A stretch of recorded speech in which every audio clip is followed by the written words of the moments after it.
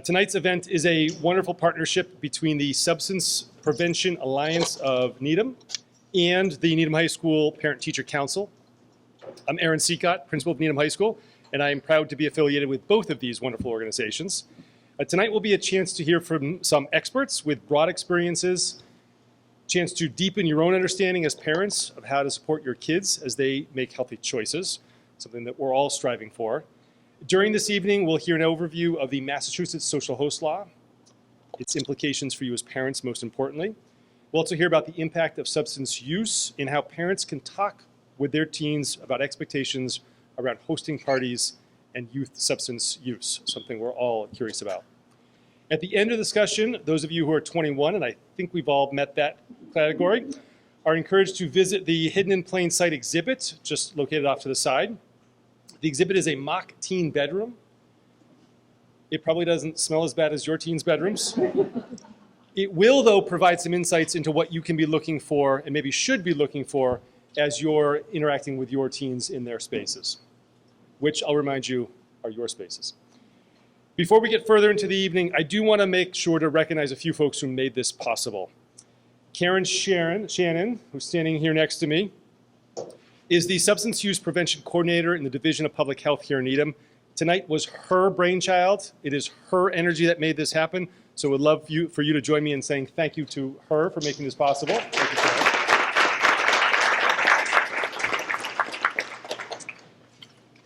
As Karen shared her idea, the NHS PTC was quick to partner with her and SPAN to bring this vision to life and make sure parents around the community were able to hear this valuable message. Please join me in thanking the folks sitting at the table in the back, the co-presidents for the NHS PTC, Suzanne Brooks and Jess Rolante. Thank you both. And while not here, a key member of the leadership of the PTC is our treasurer, Kathleen Berner, so thank you to her as well. Additionally, Natalie Guthrie, who I think we've just stepped aside as she got things going, who is affiliated with both the Needham channel and here at Needham High School, is graciously taping this event for everybody who can't be here. And that is your reminder that you are being taped. I'll let that sink in case you want to move seats. We're going to move forward. And Juan Lamarche is the lead custodian here at the high school. His entire custodial team was instrumental in making sure that the space was set up and ready to host for tonight. So while he's not here, I wanted to make sure to thank him. Tonight would not be possible without our experts and our speakers, so we are thrilled to have them join us. Tonight we have three experts who are going to share some information and some insights. They're going to share with us and provide some tools and some strategies. Ultimately, they're going to help us as parents of teenagers manage the varying challenges that we all face on a daily basis. So if you wouldn't mind, allow me to introduce each of the speakers. And each of you can kind of wave as I go through you. Brief bios, they are impressive people, and I could stand here and give a 20-minute presentation on each, but I won't. Give a little sense of who they are. John Sheft is a former prosecutor and defense attorney in Middlesex County. He's also worked for the Attorney General, providing training in multidisciplinary responses to elder abuse and exploitation. He currently practices law as of counsel at the Bellotti Law Group, a full-service firm in Boston, and he also provides training to police officers across the Commonwealth through his company, Law Enforcement Dimensions. He lives in Arlington with his wife and also has 2 children of his own, this is an important note, who have survived high school. You will get there too. John, thank you and welcome.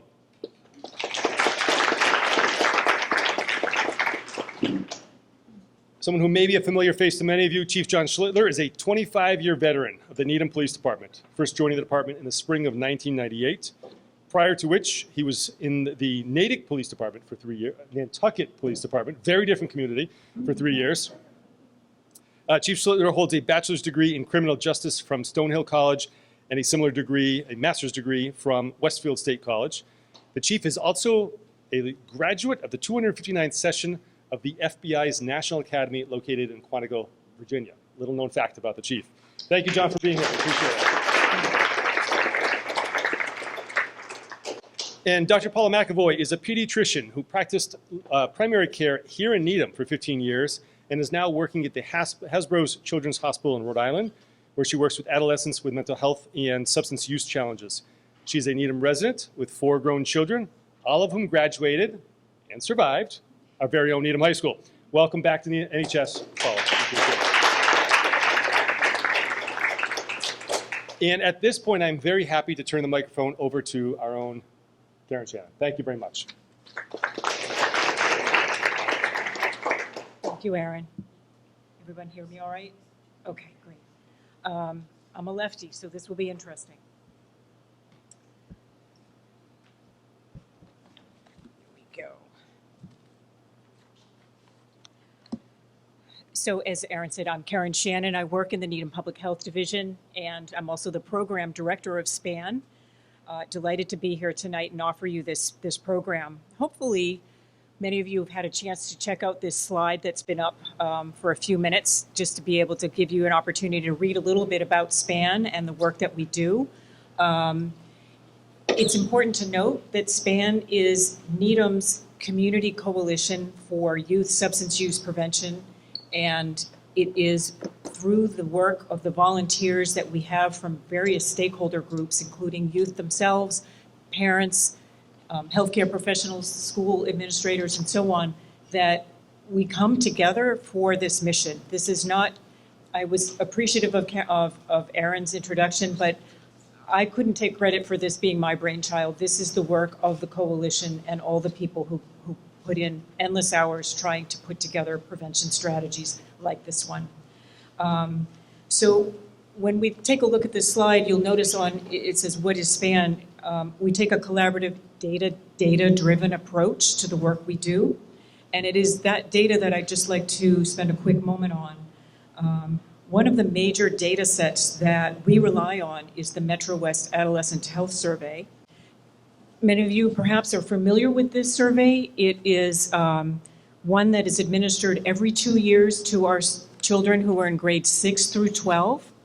We've had this survey administered since 2006, and the most recent administration was done in the fall of 2021. So the data I'm going to show you a small piece of next is from the 2021 survey. But we do have very high participation by both middle and high school students in the survey, and it's always an anonymous and voluntary survey. So we'll go on to the next slide, if you wouldn't mind, Angie. And as I said, this is just one piece of the substance use data that we take away from the Metro West survey. You can see the full data results on the school department's website as well as the SPAN website.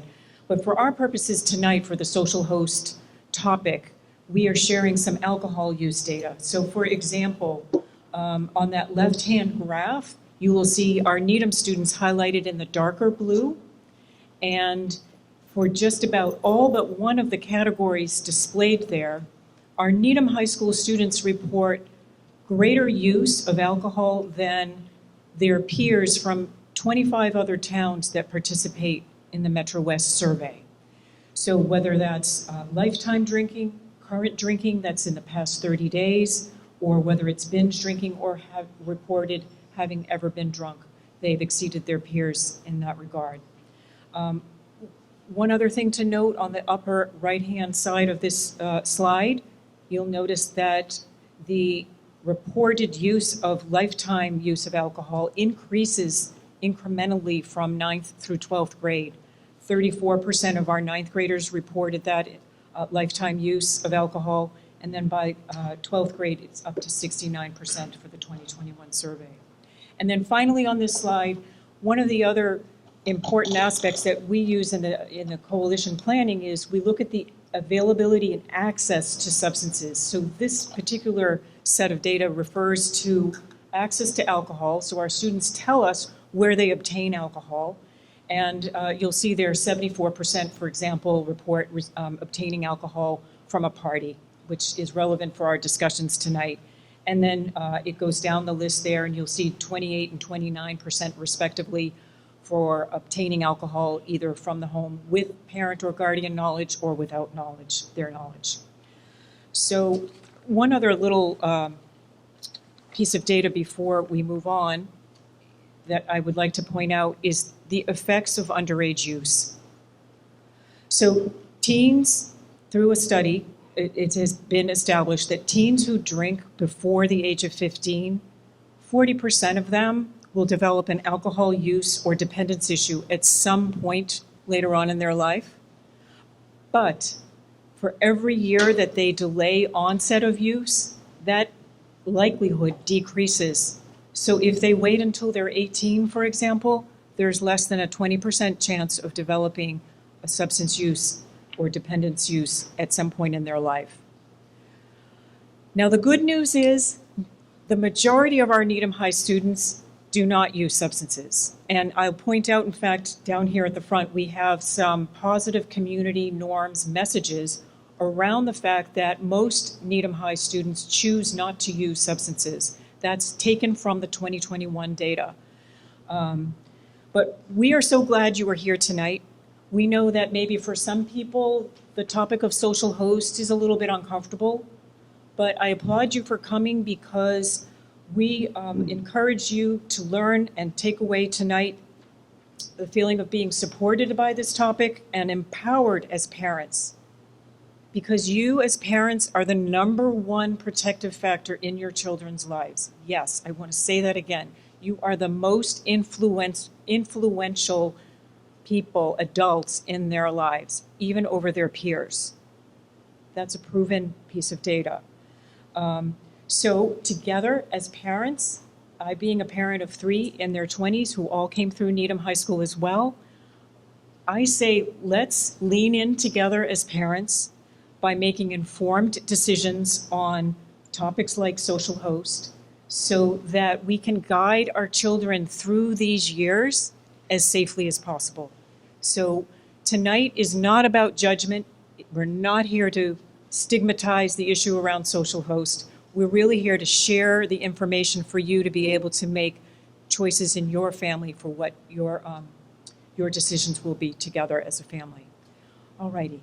So thank you. I'm going to turn it over now to John Sheft. I'll just start off and say that a lot of people, when they hear about this topic, want to say, okay, what should I do legally? Because there's an assumption that the law is sort of different than what you would do morally, philosophically, what would make sense. And this is one area where it is, so that's good. So I want to begin with if you encounter young people who come to your house and they're in bad shape because of alcohol or marijuana or drugs, you can do. Okay. Good. So now we've got that together. You can do what you think is necessary as a human being, and I encourage that, right? If you need to call their parents, or if you need to have them stay with you for a little while, or even if you want to take the step of taking their keys or recommending that they stay, your mileage may vary. In the moment, you're going to have to decide what makes sense for you to do. But I encourage you not to avoid your instincts to help somebody out because you think you're going to be at a legal disadvantage. Right? That's really important to me that you recognize that. But I am the legal guy, and there's a couple of things that you're going to get from this talk. And I thought tonight I would keep it a PowerPoint-free zone, but you're going to get by email, you're going to get a 2-pager which tells you how does Massachusetts marijuana law apply to your kids. The marijuana law is really confusing, but if you look at the 2 pages that we're going to send you, it'll be crystal clear how it applies. The other thing you're going to get are some slides about how alcohol law applies to you and your kids, and that'll be helpful. But basically what I'm after tonight is I just want you to understand 3 things, right? So the first thing I want you to understand is about what is the law related to possession of alcohol or marijuana when you're under the age of 21. The second thing I'm going to talk about is the social host law, what lawyers call furnishing. In other words, how are you regulated as adults when it comes to having people on your property with either alcohol or marijuana? And then the third thing, I'm forgetting the third thing. Yes, the third thing is, what are the police going to do? What can they do legally when they learn about underage people in your home with alcohol or marijuana? So that's my goal in the next couple of minutes. So let me just start with possession. If you are under 21, you can never have alcohol or marijuana in public for any reason. Okay? So there's a myth, right? You know, my parents were like, oh, well, if you're with us in the restaurant, we can order you a drink. No, right? Any of that stuff doesn't apply, right? Oh, well, if you're with us in the public park, you can have a hit of our bottle. No. No. Okay? You can't have these items if you're under 21 in public, no matter who you're with. The only exception is between the age of 18 and 21, you can possess medical marijuana, right? That's the only exception. Okay? But other than that, no. And there's a million sort of myths about that. Now, let's talk about the social host law. So the social host law applies to both alcohol and marijuana, and it's written the exact same way. So, here's the crime. If you have somebody who is not your child or your grandchild on property you own or control, and you know that they possess alcohol or marijuana in any of its forms. It might be flour, it might be oils, it could be edibles, right? If you know somebody who's not your child or your grandchild is on property you own or control, and they have alcohol or marijuana in any form, that's a crime. Now, what some adults will say is, well, listen, I didn't give it to them. Yeah, but see, what the law says is if you provide it or you allow it. So if I show up, hey, you know those crazy kids, right? My daughter's having a graduation party, and they put the vodka in the punch bowl. Like, I didn't want them to do it, but they did it. You're on the hook for that. Okay? You're on the hook for that. You can't even allow it to occur. And that's really important, right? Because most of the cases that we've had have involved hosts that, like, well, I didn't want it to happen, but it happened. Or the other problem we have is something that lawyers call willful blindness. So I was on this group in Arlington, youth substance abuse, really just like staying here in Needham. And we actually had a town official who was on the group, right? And the police showed up to her house. It was a rip-roaring underage drinking party. And, she said to the officer, well, where's your warrant? Can you come in here? And so we learned about this, and we said, hey, you're the youth substance abuse counsel, and you're giving the police a hard time to try and shut down an underage party. We're not happy about that, right? So she's like, oh, okay, right. And 6 months later, same thing, right?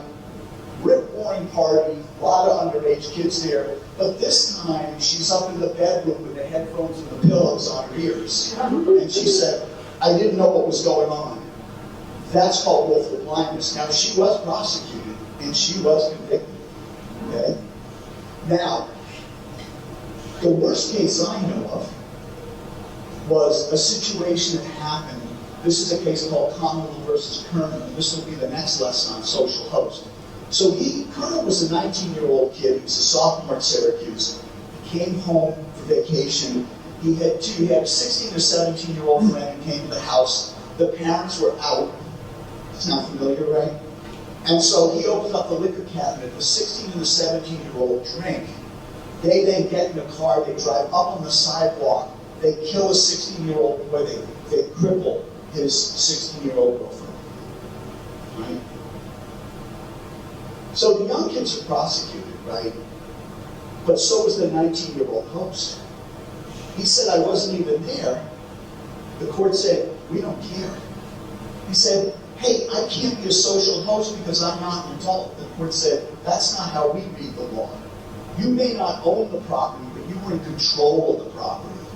You allowed these kids to get access to alcohol, and they hurt somebody badly. Even if they didn't hurt somebody badly, you're on the hook. So one of the things you need to know is you can be a host at any age as long as you own the property or control the property. You can't even allow people who are underage to have alcohol or any marijuana on that property. Now, recent case we had last year, so this happened in Malden, and basically, I'll give you the quick facts, right? By the way, the case involving Colonel, it was also a civil suit, the highest judgment in Massachusetts, $8 million, right, against the homeowners. So, real quickly, this was a Malden case where the police end over pulling over a car, motor vehicle violation. There's a 19-year-old kid driving, he's in his mother's car, and there are two of his friends, and the officer smells marijuana, so he's actually a really good cop, John Manalonian. And he says, "God, I smell weed, what's going on?" So he sees a backpack and he says, "Will you give me permission to search the backpack?" They go, "Yeah, we have nothing to hide." Well, there's marijuana in the backpack. So this leads to now a more thorough search of the driver who ends up having a handgun, no license. That's a big problem. That's a mandatory 18 months in Massachusetts, and you do it every day. So we're going to litigate it. The case goes up to the appeals court, and what the appeals court said is, this is furnishing. Now, up to this point, every case we had in Massachusetts involved people having a house party. This is the first case that occurred in a motor vehicle, and the court said, listen, this is property, a motor vehicle is property owned or controlled. The driver he doesn't own the car, it's mom's, but he controls it. And if he has any kids under age 21 in the vehicle and they have alcohol or marijuana, that's on him. So the moral of the story is you just have to do your best on your property, in your vehicles, to not have alcohol or marijuana in the possession of somebody who's under 21. Now, the question I also get asked is, okay, what's the deal on being sued for this? So let's say it does happen. Somebody does consume alcohol on your property, or they use marijuana, and they end up going out and they hurt somebody. I think the law is very fair to homeowners. What our courts have done in Massachusetts is, if you're in the business of serving people alcohol, the law is very strict, right? If you overserve somebody and you should know and they go out and they hurt somebody, that's on you. I've had a fair amount of cases where we've sued people who irresponsibly served alcohol, and that's their business, and we don't apologize for it. But when it's people like you and me that are having a party at their house, the courts have basically said, unless it's absolutely obvious and the homeowner should have known, we're not going to hold them liable. And I think that's fair. If you're having a cookout at your house, you're not expected to be, a bouncer or a bartender and sort of monitor everybody's consumption. But if a reasonable person like you and me would say, wow, that person is so hammered, they're going to hurt somebody. And, we have a duty to make an effort, to make a reasonable effort to stop them from driving. And the standard's going to be a little lower when it's people who are underage, right? Because, we're adults, we can probably tolerate this stuff better than kids who are under the age of 21. So, the expectation is not that you're going to turn into the alcohol or marijuana police. But the expectation is that if you have kids or even adults at your house, and there's some alcohol consumption and some weed consumption, that if people are really extreme, you're going to make an effort to notice that and do something about it. Does that make sense? Okay, great. Now, last thing I'm going to say is, what are the police going to do? So there were two cases in Massachusetts. One of them was called Commonwealth versus Squares, and the other one was actually a civil suit called House versus Hitchcock. And basically, what both of those cases said is, if there's an underage drinking party and no adult supervision, or, like in the Swears case, there's underage drinking and there's an adult who's letting it happen, if the police show up, they're coming into your house without a warrant, whether you like it or not. Because we now know there's so many problems with this kind of behavior. When we see alcohol use, when we see unregulated marijuana use, we see a couple of things. We see property destruction, we see sexual assaults, we see sometimes kids getting sick, sometimes people getting gravely sick. We see people leaving and then driving under the influence. And understand this too about alcohol and marijuana. It's the same standard for operating a motor vehicle. It's operating under the influence. And under the influence is a very low standard. It basically means because of the booze, because of the alcohol, you have a diminished ability to operate safely. Has anybody ever been under jury for an OUI case, operating under the influence? So what the judge will say to you is, ladies and gentlemen, if you find that the defendant had a diminished ability to operate safely, not even if they drove unsafely, of course you can consider that, but you don't have to have unsafe driving to be under the influence. It's a very, very low standard. So obviously for your kids, you don't want them to even be thinking about that. And I will say, for the generation today of young kids, they really have internalized the kind of argument that it's bad to drive under the influence. It's kind of amazing, right? Sort of the no smoking. My generation, it's scary to think we didn't really take that seriously. Your generation has taken that seriously. But the one area where I'm just going to close is this. For me, the part that I think is more difficult for parents, and I hope that, you know, before you leave tonight, like, look at these posters are great. I mean, the statistics really are eye-opening, and there's some great posters over there. Like, seriously, take a look at them, because the statistics, and even talk about them with your kids. I actually found that was persuasive with my kids, saying like, hey, look, you're finding this out. But the thing I will say about marijuana is, two things surprise people about marijuana. The first is, it is by far, nothing comes close, the leading reason for drug addiction treatment in Massachusetts. And whenever I ask that, people will be like, oh, is it fentanyl? Is it heroin? Is it coke? Is it ecstasy? No, it's weed. And the other thing is, for us, for people who are older, like I'm definitely older than this crowd, but even for you, right, there's I'm just going to say it, there's kind of a bullshit nostalgia about marijuana. Like, the marijuana when I was in college, if you got 3% THC, you're like, oh, this is awesome. I mean, a terrible high school drug dealer today wouldn't sell you marijuana that wasn't at least 9% THC, right? And even when you were, back in college, right, the marijuana you experience, it's nothing like today, okay? So that's a huge difference between weed and alcohol. The gin in Prohibition is the gin we have today. The beer in the 1890s is the beer we have today. They may fruit it up a little bit, but it's essentially the same potency. Marijuana is significantly more potent.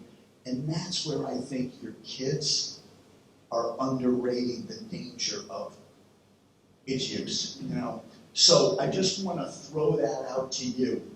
And the last thing I'm going to say is, parent to parent, I think for me, the approach that you want to take is kind of be stricter than you may have an instinct to be stricter than you may have an instinct, but also accept harm reduction. My daughter smoked some weed, began drinking at age 17, and frankly, I think that was a gift, right? I began at 14, so I'm like, hey, we got another 3 years. Like, even if you can postpone use by 1 year, by 6 months, it makes a huge difference in later life difficulties. So, my son, he started drinking by 18, has never used marijuana. I'll take it, right? So, just don't set your goals too high, but at the same time, avoid the tendency to want to be a friend about it, right? So that's my speech. It's probably the first time I've ever been described as an expert, but I'll take it. I obviously come to speak to you as the police chief, but I come with the baggage of having 3 kids. I've been in your position. I have 2 in college now. I still have a daughter who's a junior in high school. It's not easy. We understand it. They're going to make mistakes, but when I go through my presentation, you're going to see a lot about enforcement and so forth. This is not about enforcement.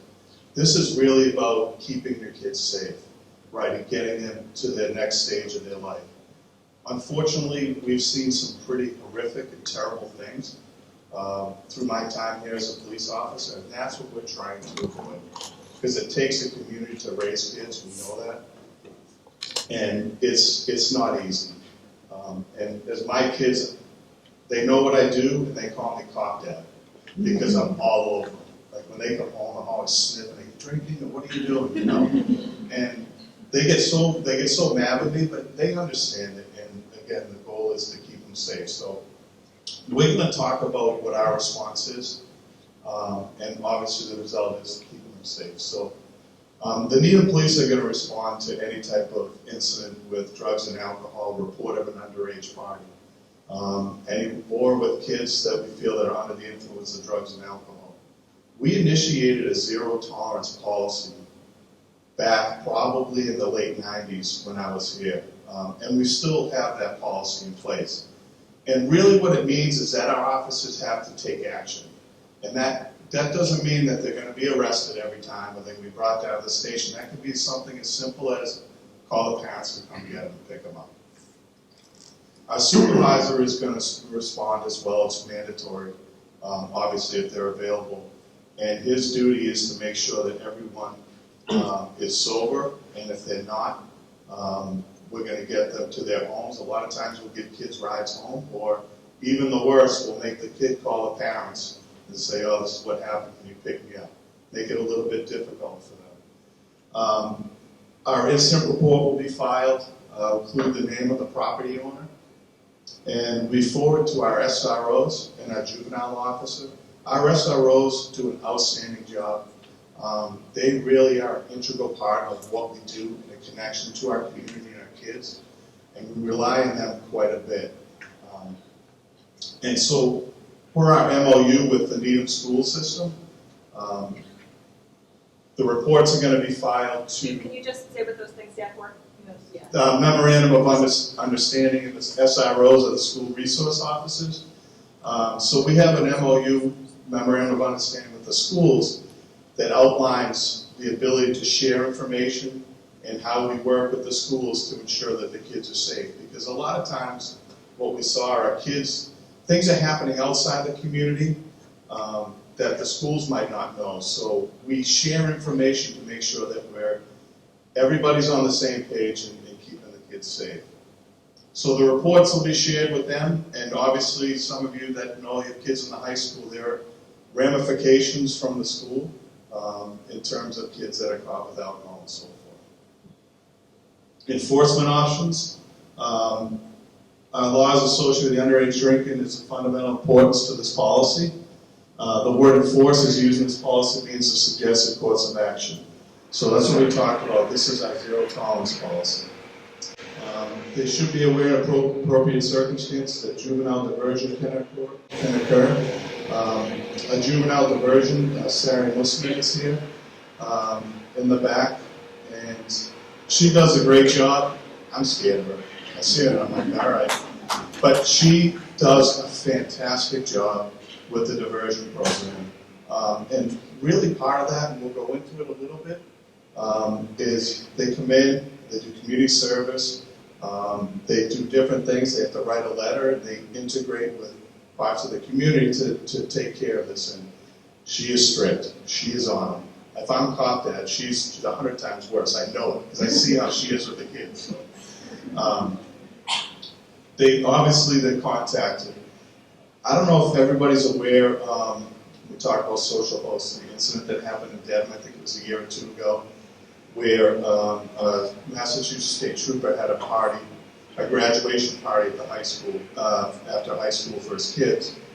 and they have a pool in the backyard. Kids were drinking. A kid went into the pool and he did not come out and he died. And this is still ongoing in court. And I'm sure there's going to be some, not just criminally, but civilly, there's going to be some ramifications. And that's the worst case scenario. We do not want to see that.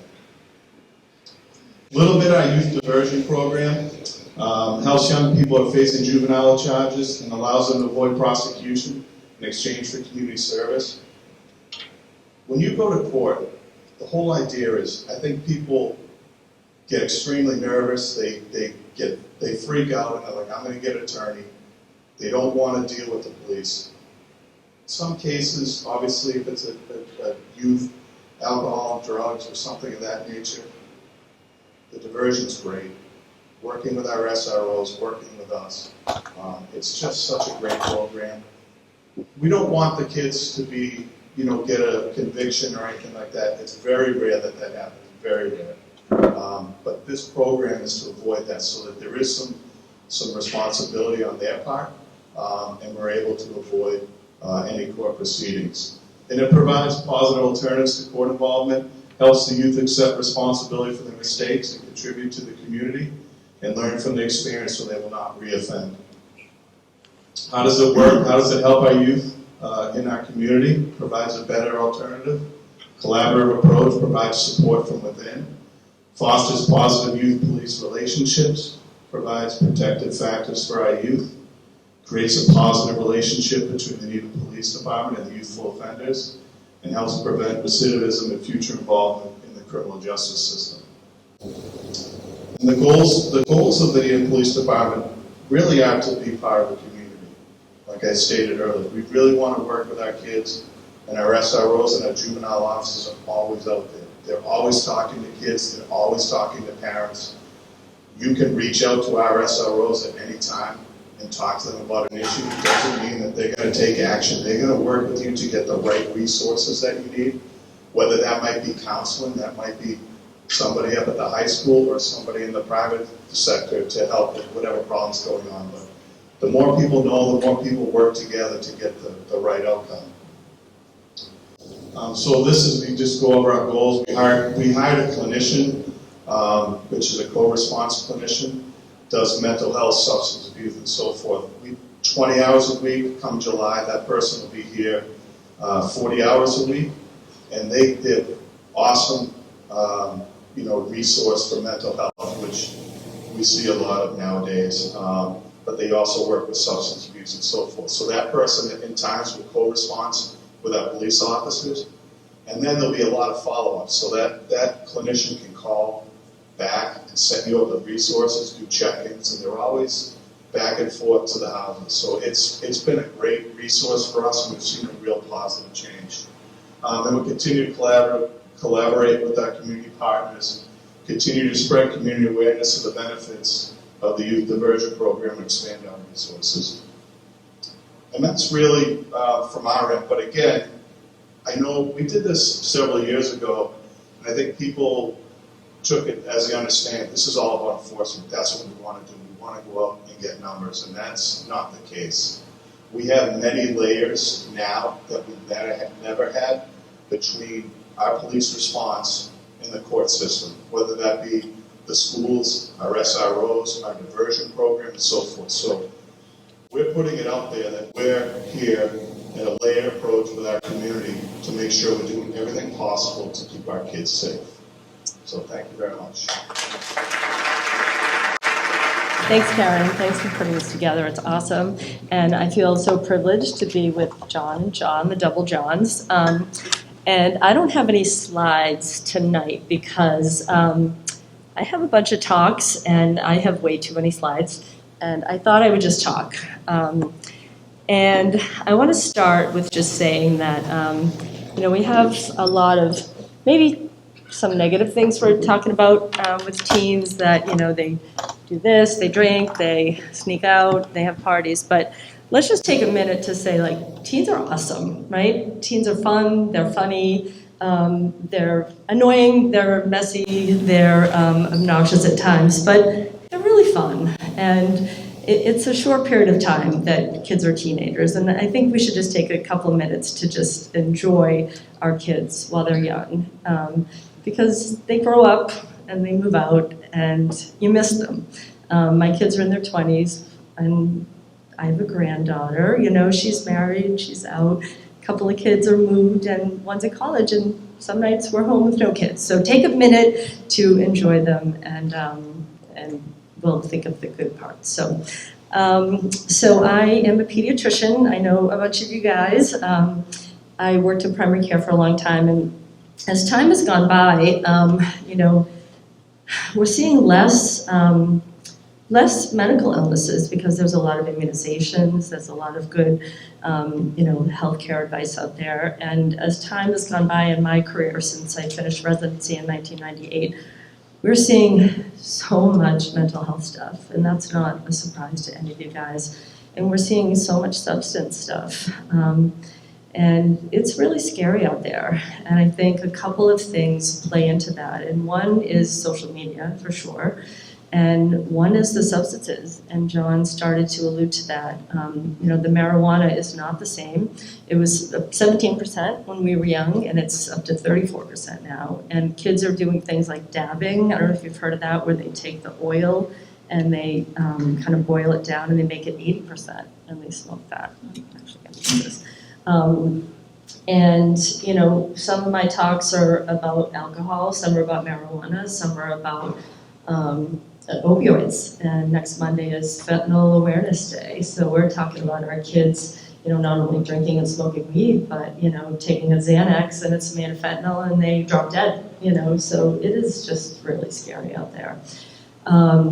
So without talking about the adolescent brain, we can't really talk about substances. So if we take our hands and go like that, we represent a little bit about how the adolescent brain is structured. So the brain grows from the back to the front, and the back is the cerebellum. And that's why kids are way better than us at playing sports, with doing any type of activity that takes any skill. So their cerebellum is highly developed, as is their amygdala. So the amygdala is basically the pleasure-seeking part of the brain. So that's the brain, they used to call the sex, drugs, and rock and roll part of the brain, the part of the brain that seeks pleasure. Now, we all have that, but the brain, the pleasure-seeking part of the brain is balanced out by the frontal lobe. And that's the last part of the brain to develop. And we have, most of us, have a frontal lobe. The brain, when the brain reaches the size of the adult brain, which is probably when they hit, you know, adolescence, 13, 14, 15, it's the size of the adult brain, but it doesn't act like the adult brain. The research lately has shown that the adult brain, the maturation of the adult brain doesn't really hit until age 25. So we think that the kids are mature by age, 13, 14, 15, when their brains are the same size, but it doesn't develop until age 25. So kids don't have adult brain function until they're 25, okay? So they certainly don't have it when they're adolescents. So kids run by the pleasure-seeking part of their brain. They just want what they want when they want it. And they have nothing that balances that off. So when they're looking at a quarry, they just jump, right? When we look at a quarry, we say, how deep is it? Are there rocks under there? I don't know, I don't think I'm gonna jump. And they just jump. And so when they see substances, they just grab them. They don't think anything else. And then their pleasure-seeking part of it, so I just want to do that again. And as John alluded to, when they start young, and Karen said it as well, the younger you are when you start using, the higher the chances that you'll develop a substance use disorder. And the chart just goes like that. You start at 12, you have like a 90% chance. You start at 14, you have like an 80% chance. You start at 16, 60%. You start at 18, less, 21. And the reason why the drinking age is 21 is because then it goes into the norm of the population, which is 1 in 10, or 10%. So the substances, that we're seeing are alcohol, and kids are drinking even differently than they used to drink. You know, we used to drink, people used to drink beer, wine coolers. Now kids are walking around with vodka bottles filled with alcohol in their back pockets. They're doing shots before they go out. You know, kids are just drinking differently. Kids think because alcohol is, marijuana is legal, that they can just smoke it. They argue, you do pros and cons of marijuana. It grows in the ground. You know, it's legal. Kids just think they can walk around and smoke it. Social media, TikTok, I don't know if you guys have heard of the Benadryl challenge, where kids take Benadryl and then they film themselves, like stuttering, walking funny, and they put it on video. Well, some of those kids die. I work in a mental health unit. It's a med psych unit where kids have both mental health stuff and physical stuff. And one girl did that, and she ended up with a breathing tube. And she almost died because she took 20 Benadryl and she was about to film herself, and instead she died. She almost died, and her sister found her. So we think that kids, you know, are drinking like kids did at our age. We think kids are smoking the weed that they did at our age, and they're not. They're dealing with very dangerous substances, and their brains just can't handle it. So if they are exposed to marijuana and alcohol at a younger age, they have a higher chance of becoming addicted. They have a higher chance of overdosing. Now with fentanyl, so kids are reaching for pills now. There's something called farm parties. It's PHARM, like pharmacy. And I think you guys have probably heard of this, where sometimes they go into the medicine cabinets and just throw a bunch of pills in a bowl. And then they take the pills, not even knowing what it is. And sometimes kids end up in the ER with low blood pressure because they took like their uncle's low blood pressure pills or Viagra, whatever they happen to get. And then they just end up with a polypharmacy overdose and end up at ER. Kids will take a Percocet, thinking that it's a Percocet, and it's made of fentanyl. We have kids who come in hooked on opioids. Sometimes they start with a football injury, and they get a prescription. They are out of their sport, so they are depressed, and they take pain medicine that lights up the pleasure center in their brain. They take another one, they run out of the prescription, they are having withdrawal symptoms, so they get a prescription from someone else, they start taking the pills, and then it just goes on and on down the path. So our kids are at risk because of their active pleasure center. They don't have the frontal lobe that we have. We need to start to be their frontal lobes. And it's really hard, like John said, to do that. We don't want to get them mad. We want to, kind of be maybe their friends, but mostly they can be pretty tough and push back at us. So we have to be the ones to put the law down, to not be afraid to get them mad, and to be the ones that just say no. So I've had some examples with my kids. My son, he played hockey here, and he made varsity as a freshman, whatever, and his little 14-year-old brain was playing hockey with 18-year-old brains. And he said at the end of the season that the kids were gonna skip school and go to the movies and go to lunch. Okay. So he said, can I go with them? And I said, if they're gonna skip school and go out to lunch, then I'm like Madonna, like, no, they're not doing that.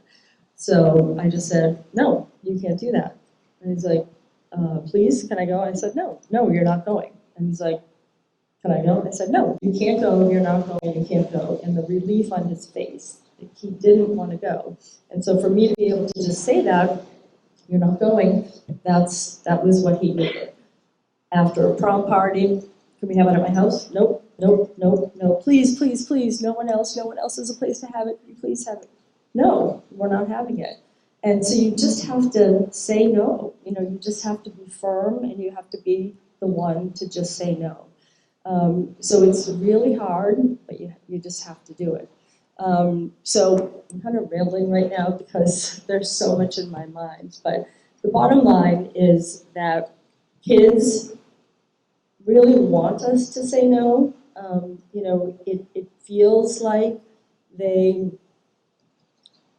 want us to be their friends, but deep down, kids want us to be the parents. Just like little kids want us to take care of them, big kids want us to take care of them too. And they don't want us to be their friends. They want us to be the parents. They want us to set the boundaries, and it's our job and it's our responsibility to be the ones that set the boundaries for them. So we have to remember that they don't have developed brains, they don't have frontal lobes. We have to be their frontal lobes. We have to be aware of what they're being exposed to on social media. We have to know what's out there in terms of the strength of the marijuana, what their brains are being exposed to. We're seeing kids come into our unit with psychosis, with substance use psychosis, sometimes with the first time they use marijuana. And these kids are coming in with catatonia, where they're non-responsive, they're hallucinating, and these are kids, we've seen kids like freshmen in college that are using marijuana for the first time that are literally hallucinating, auditory, visual hallucinations, and they come in and we find out it's just straight up from taking marijuana. The kids are vaping nicotine, we're seeing lung disease, lung damage from the vaping, we're seeing kids who are having psychosis just from nicotine. Kids have no idea how much nicotine they're taking in. They're using these disposable puff bars that are the same as a pack a day. Some kids are vaping up to a pack a day. So, it's just so scary out there. And we have to, I'm sure that this exhibit that you're showing talks about some of the things to look for with kids. So, we have to find out as much as we can about the products, find out as much as we can about the science, and just remember that we're the ones that have to take over and be their frontal lobes and just keep the kids safe so they can keep being the fun, healthy, safe teams that they are. So thanks. We so appreciate the knowledge and the personal human side to the information you've shared tonight, so thank you.